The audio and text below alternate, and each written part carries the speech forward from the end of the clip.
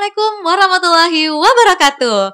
Berjumpa lagi bersama saya Dian Amelia dalam program Education Talk Politeknik Bosowa.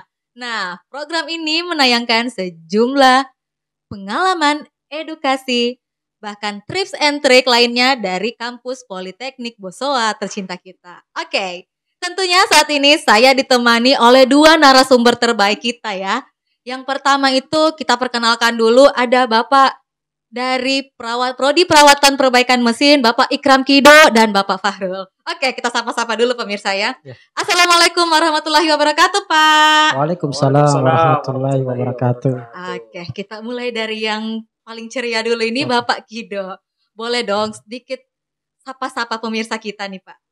Selamat pagi menjelang siang, tapi siang menjelang sore. Ya, tentunya salam vokasi untuk seluruh Indonesia. Tetap semangat meskipun pada siang hari ini ya mungkin ada beberapa trek yang membuat kita traffic light-nya ya jalannya macet ya, tapi tetap kita harus semangat. Oke, terima kasih ya. Oke. Kita pindah ke yang selanjutnya. Sapa-sapa dulu dong Bapak Fahrul. Silahkan Pak. Selamat siang juga menjelang sore. Ya. Pertama terima kasih sih atas undangan untuk di sini. Kemudian salam juga kepada teman-teman di Politeknik Bosowa dan alumni Politeknik Bosowa, terkhusus dari alumni perawatan dan perbaikan mesin. Ya. Oke, luar biasa sekali ya sapaan-sapaan hangat dari kedua bapak-bapak ganteng hari ini. Oke, Pak, tentunya kita podcast hari ini kita akan membahas beberapa hal yang tentunya mungkin banyak dari audiens kita ini penasaran Politeknik Bosowa itu seperti apa, utamanya di Prodi Perawatan dan Perbaikan Mesin. Nah, kita mulai dari Bapak Kido dulu, Pak Ikram Kido. Nah, di sini Pak, saya punya satu pertanyaan. Kita kan memiliki alumni ya Pak, ya, alumni dari Perawatan dan Perbaikan Mesin. Tentunya kan prodi ini tuh jarang ya Pak di kampus-kampus lain. Nah, bagaimana sih Pak serapan alumni ini di dunia industri? Boleh silakan. Terima kasih, Amel. Ya. Untuk serapan alumni, terutama kebetulan saya kan di bidang tracer study. Ya. Alhamdulillah untuk alumni kita yang prodi perawatan perbaikan mesin itu bukan hampir, seluruhnya sudah bekerja. Ya, mungkin ada beberapa satu orang atau dua orang yang lanjut diploma 4. Tapi itu kita bersyukur ada yang lanjut di skala perusahaan nasional, ada juga yang lanjut di skala perusahaan internasional. Semua terserap sih begitu. Semua terserap ya. Nah, kita belok ke Bapak Fahrul. Nah, Pak, serapannya tentunya ini Pak sudah berada di perusahaan-perusahaan mana saja Pak? Apakah itu hanya ada di perusahaan milik Bosowa atau terserap sampai ke luar negeri Pak? Silakan. Untuk saat ini ada yang di luar ya, bukan hanya di dalam Bosowa. Ada yang sejauh ini yang saya tahu itu misalkan ada di perusahaan minyak, ya. Kemudian ada di tambang batu bara, kemudian ada juga di kemudian salah satu tolak ukur dari keterserapan alumni itu bisa dilihat dari ada salah satu perusahaan meminta alumni kita untuk merekrut ulang kembali adik-adiknya di kampus untuk bergabung di perusahaan itu. Salah satu di tambang batu bara di Kalimantan. Itu salah satunya Pak ya? Iya, itu salah satu tolak ukur. Oke. Saya tambahkan ya, Amen. Boleh, silakan. Apa ya? Silakan. Bahkan sebelum wisuda itu ada beberapa perusahaan itu yang sudah meminta, bilang kalau bisa kembali ke sini ya, karena kita punya program praktek industri selama 8 bulan. Jadi mahasiswa di sana itu sudah belajar namanya kultur bagaimana dunia kerja. Jadi terkadang perusahaan itu meminta mahasiswa untuk nanti kalau sudah selesai dari Politeknik Bosowa semester 6 di sini saja ya, cepat-cepat daftar. Oke, jadi langsung Pak ya. Bahkan mereka direkrut sebelum mereka wisuda. Iya. Berarti itu salah satu keunggulan dari Politeknik Bosowa dong tentunya. Oke, ini yang saya penasaran nih Pak. Apakah alumni kita yang sudah terserap itu Pak, tentunya kan pasti memiliki beberapa tips dan trik dari para dosennya nih Pak. Kira-kira tips dan trik apa nih Pak yang dibagikan ke mahasiswa untuk cepat terserap di dunia industri? Oke, untuk tips dan triknya itu tentunya ini adalah hal yang mendasar. Tiap hari kami lakukan namanya itu, dan kami kasih namanya kayak briefing seperti di dalam dunia kerja. Dalam artian kalau briefing itu seperti bagaimana keselamatan kerjanya, diajar bagaimana psikologi di sana ketika masuk di dunia kerja. Dan biasanya juga kalau anak-anak sudah selesai dan sudah menyelesaikan tugas akhir, mungkin kalau tugas akhir itu untuk vokasi, kalau skripsi itu biasanya untuk universitas. Ya. Kalau untuk tugas akhirnya biasa mereka setelah dari tugas akhir menyelesaikan, biasanya kami suka adakan tes psikotes. Ya, untuk memasuki dunia kerja. Ada psikotes ya. Untuk anak-anak dibekali bagaimana untuk psikotes. Biasanya di mesin, entahlah itu tes yang secara aritmatika atau yang lainnya biasa. Gitu Pak ya. Kalau Bapak Farul sendiri gimana Pak? Tips dan trik apa aja nih Pak yang biasa dibagikan ke para mahasiswanya Bapak? Kalau saya sendiri hal yang paling mendasar itu adalah pada saat ada yang namanya program PPI. Itu pengembangan skill itu, atau kedisiplinan, nah itu yang harus diperhatikan di situ. Dan paling banyak yang dikatakan tadi Pak Ikram, paling banyak keterserapan alumni kita itu skill yang dari situ. Ya. Kemudian perusahaan yang tadi dikatakan memantau atau melihat kinerja dari mahasiswa seolah-olah dia sudah melihat itu adalah karyawan. Itu adalah karyawan kami. Jadi sudah ada peluang Pak ya sebelumnya. Ya, makanya ada beberapa, saya rasa hampir 50% ke atas itu dari PPI-nya merekrut kembali untuk bekerja di industri tersebut. Oke. Apalagi kan kita tahu sekarang sudah memasuki waktu-waktu untuk wisuda ya Pak ya. Nah, artinya kan sudah banyak nih sepertinya alumni PPM yang udah terserap di salah satu industri ya Pak ya. Ya, ada yang di ICB ya, yang minta kembali itu sudah berkali-kali ya. Ada senior, yang alumni kita juga ada seniornya meminta kembali adik-adiknya lagi bergabung. Nah, dan itu memang harus berdasarkan ACC dari pihak kampus atau dari pribadi masing-masing mahasiswanya nih Pak? Ketika ingin bergabung, apakah misalnya kalau kan mereka sementara sudah mau wisuda nih, apakah itu harus melalui persetujuan dari kampus untuk Pak saya ingin kerja di sini nih Pak, apakah boleh? Tapi saya masih mau masih baru selesai tugas akhir atau baru mau tugas akhir, itu kira-kira gimana Pak? Solusi dari permasalahan tersebut misalnya? Oh, kalau seperti itu sih sebenarnya baiknya selesaikan dulu dari kampus. Minimal selesaikan dulu. Tapi setelah itu perusahaan tetap minta selesai wisuda langsung masukkan lamaran. Langsung go.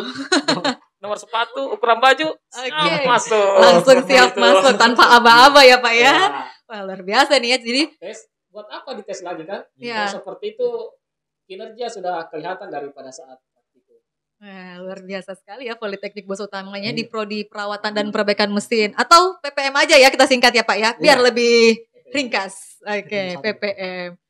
Berarti memang dari alumni serapan alumninya ini memang sudah berkualitas ya tentunya, apalagi kan diajar dengan dosen-dosen yang berkualitas, apalagi dua bapak kece yang lagi kita podcast hari ini nih teman-teman. Nah Pak, saya punya pertanyaan lagi nih selanjutnya.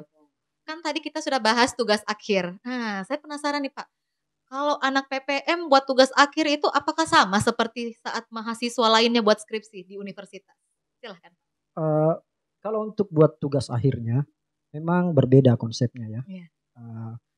Kalau untuk lebih kepada tekniknya bagaimana perancangan, lebih kepada bagaimana dia praktikalnya, bagaimana pengembangan atau perancangan alatnya ini bisa dipakai secara langsung. Tidak mesti harus mengambil data beberapa kali. Yang penting bagaimana dia membuat konsep, metode penelitian yang baik, dia membuat rancangan yang baik, betul, dan tentunya perancangannya ini nanti dipakai untuk baik dari pihak kampus sendiri, bahkan kami itu kalau ada mahasiswa yang tugas akhirnya itu ya biasa kita pakai juga untuk ini, kita ikutkan dia sebagai penelitian dan pengabdian. Oh ya, penelitian dan pengabdian masyarakat ya, salah satu dari utama vokasi ya. Keluarannya untuk mesin-mesinnya, perancangannya ya. Oke. Berarti memang kalau tugas akhir mereka lebih ke alat ya? Lebih kepada alat dan perancangan. Ya. Alat dan perancangan. Nah, saya dengar-dengar juga nih katanya kan ada anak mahasiswa nih yang lagi tugas akhir membuat hand stacker dan mixer.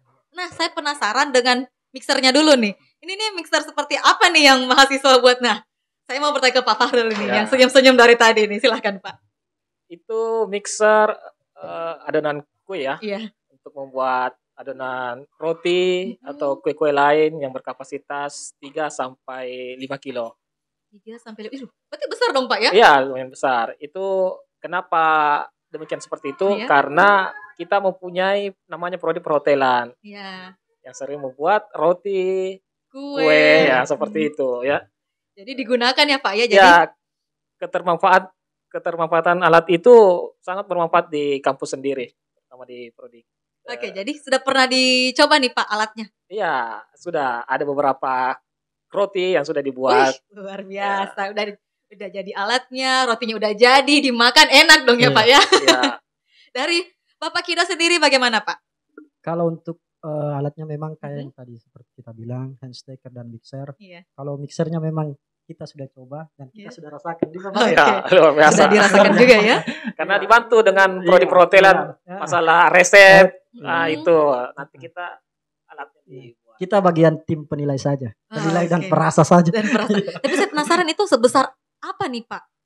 Mixernya? Mixernya tentunya sesuai dengan diusahakan sesuai standar perancangan di mixer-mixer yang ada di perhotelan. Karena tentu perhotelan itu punya standar. Iya. Kan standarnya lebih ketat. Alat-alatnya pun itu harus food grade ya, kayak apa stainless apa semacam itu. Oke, jadi memang sudah membuat alatnya ini sudah sangat sungguh-sungguh ya mahasiswanya. Mungkin ini karena mahasiswanya sering bergaul di perhotelan juga, makanya sampai ada, wah saya membuat mixer nih untuk anak-anak prodi hotel nih, biar lebih semangat bikin kuenya. Oke. Nah, yang selanjutnya kita bahas hand stacker. Ini hand stacker apa sih Pak? Mungkin banyak teman-teman kita nih yang belum tahu hand stacker itu seperti apa. Silahkan. Hand stacker atau forklift itu alat pemindah dan pengangkat barang. Jadi barangnya ini bisa dipindahkan, bisa diangkat juga. Misalnya perancangan ini kita buat untuk memindahkan barang. Tentunya punya kapasitas. Ya, kalau di mahasiswa disuruh rancang, buat yang bisa sampai 500 kilo pengangkat barangnya. Kalau bisa sampai 500 kilo. Karena kalau diangkat pakai yang biasa saja kan sudah terbiasa. Sudah terbiasa, makanya langsung yang luar biasa. Sama ya kalau kita mengangkat secara manual, aduh sayang kan masih muda apa segala macam itu mengangkat beban itu berlebih berujung pada tulang belakang. Encok. Iya, seperti itu. Langsung jadi kaum rebahan ya, sudah encok. Aduh, gimana nih? Punggung sakit. Oke. Berarti kalau misalnya mereka buat forklift atau hand stacker ini kan selain memindahkan barang, ini itu nantinya akan digunakan di Politeknik Boswa atau akan digunakan di tempat lain? Saya begini ya. Ketermanfaatan alat itu sangat bermanfaat di kampus. Ya, apalagi kita di mesin, alat dan barang-barangnya itu cukup berat untuk diangkat secara manual ya. Kemarin juga ada industri masuk atau ada suatu perusahaan masuk, Lapore, melihat alat kita bahwa wah ini alatnya sangat menarik sekali untuk apa? Bisa tidak saya dibuatkan atau saya menjual alat ini. Ceritanya untuk apa mengambil dari hak cipta dari kita untuk sebagai apa membuat alat seperti itu. Pesannya di Politeknik katanya saya mau jual ke luar, saya pesan di Politeknik saja seperti itu. Jauh, jadi ketika mau untuk ini ya produksi barang semua akan larinya ke Politeknik ya Pak ya.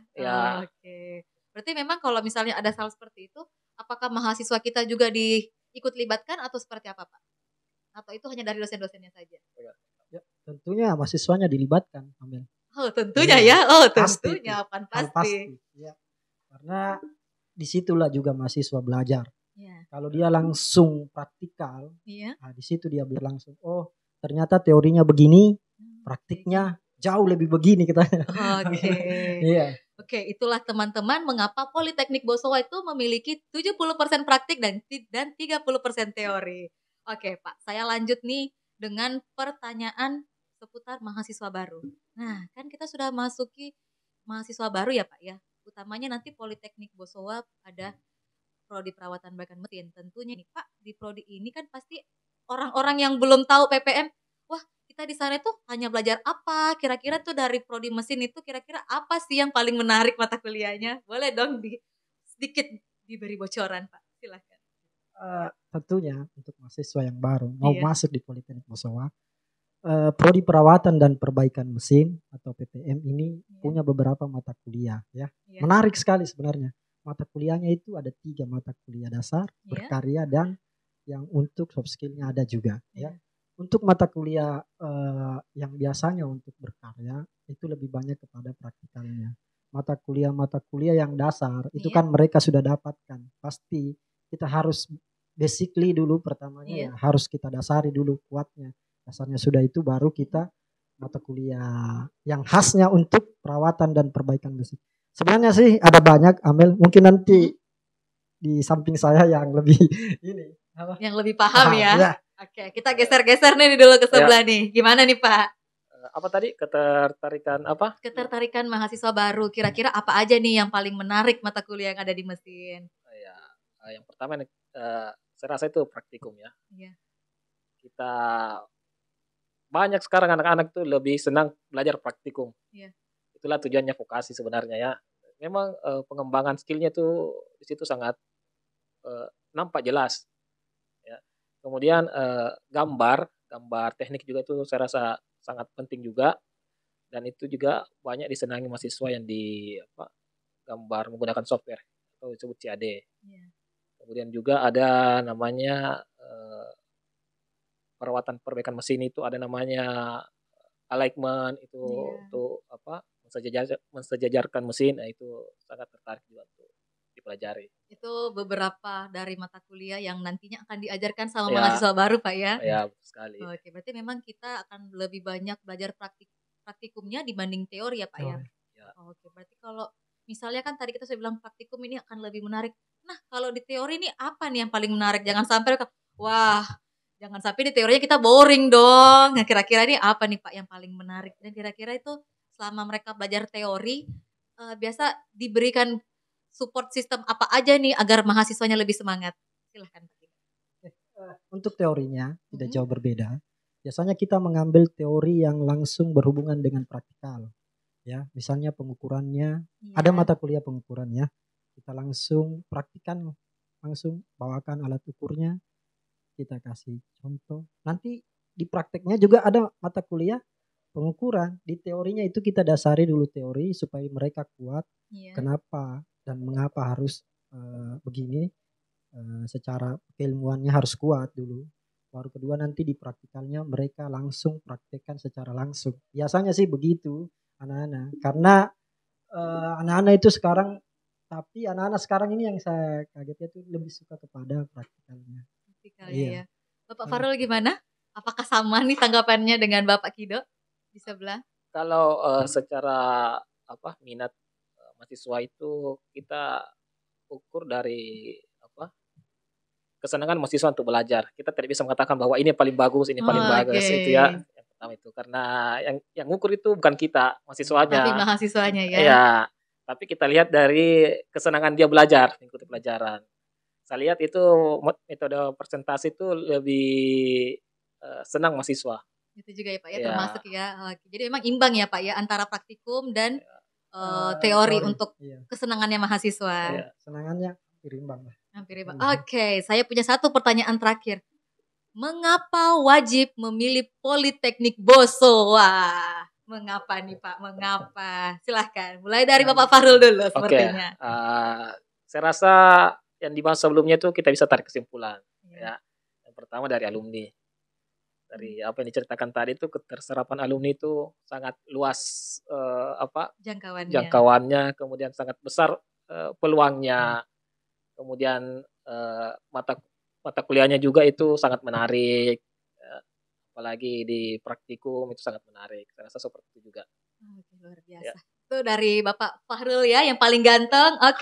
Kita satunya lagi, Bapak yang paling kece kita, Bapak Kido, silahkan Pak. Saya tambahkan saja. Iya. mungkin yang paling menarik itu adalah program praktikal industri orang singkat mungkin PPI. PPI itu kan ada 8 bulan. 8 bulan itu kan kita menganut IBE atau Industrial Based Education, di mana nanti mahasiswa itu ya sudah secara langsung melihat bahwa dunia kerja begini. Itu pun di semester 4 dan 5. Itu keunggulan yang sangat kuat sih di program PPI kita.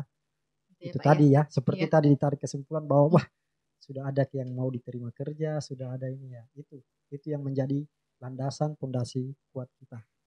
Oke. Nah, teman-teman Poltek Bos, sobat-sobatku nih semuanya, jika kalian ingin segera bekerja, jangan lupa pilih Politeknik Bosowa, utamanya di Prodi Perawatan dan Perbaikan Mesin dong. Bapak Kido, Bapak Fahrul, terima kasih atas waktunya.